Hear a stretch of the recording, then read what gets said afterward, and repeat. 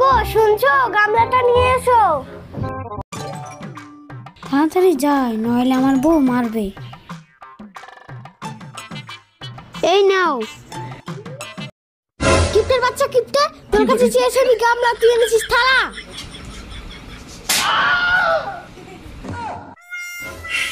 শালা আমার কপালে খারাপ।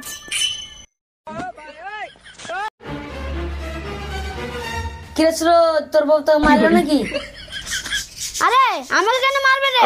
আমার বউ আমাকে মারার সাহস আছে? দেখছিস তো। দেখি তো মানু কে কাকে মারলো। ঠিক আছে তুই যা, আমি বিকালে তোর সাথে দেখা করছি। ঠিক আছে। বাবা বাবা, তোমার বউ আমাকে মারলো। দাঁড়া, চা বানানোর টাইমে বকাস না।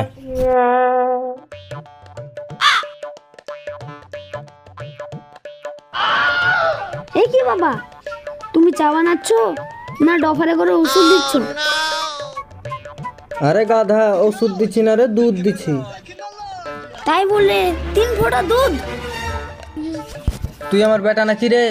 3 ফোঁটা দুধে যদি আমার কাজ হয়ে যায়, তাহলে আমি বেশি দুধ দিতে যাবো কেন?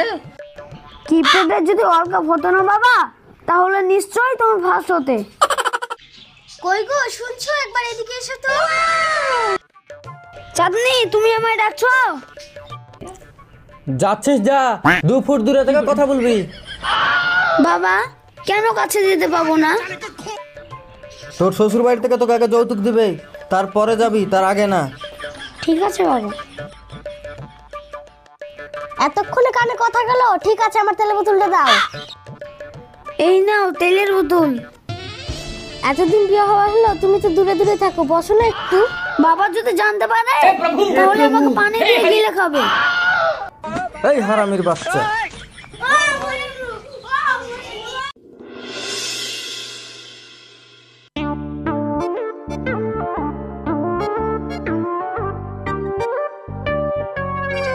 বাবা আমাকে 500 টাকা দিন।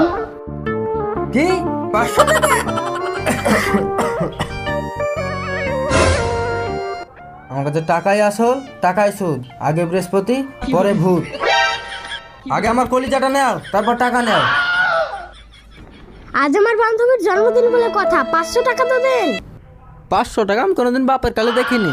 অত টাকা আমি কোথা থেকে এনে দেবো? সোজাসুজি বলেন, দিবেন কি দিবেন না? আমি টাকা না দিলে তুমি কি করবে? তাহলে আপনার ছেলেকে পুড়িয়ে মারবো। আপনি আমাদের কাছাকাছি আসতে দেননি। পণের জন্য বধূ হত্যা শুনেছি, আর টাকার জন্য স্বামী হত্যা, এটা তো নতুন কেস। না রে মা, তুই এমনি জ্বালিয়ে দে, নাই তো কেরোসিনটাও যাবে, ছেলেটা যাবে। অন্তত কেরোসিনটা তো বাঁচুক। আপনি টাকা দিবেন কি না? দিয়ে দাও বাবা, দিয়ে দাও। আমাকে যদি পুড়িয়ে মারে তাহলে আমি লোকের সামনে আর মুখ দেখাতে পারবো না। চুপ কর হারামজাদা, মরে গেলে কি লজ্জার প্রশ্ন উঠে? থ্যাংক ইউ বাবা।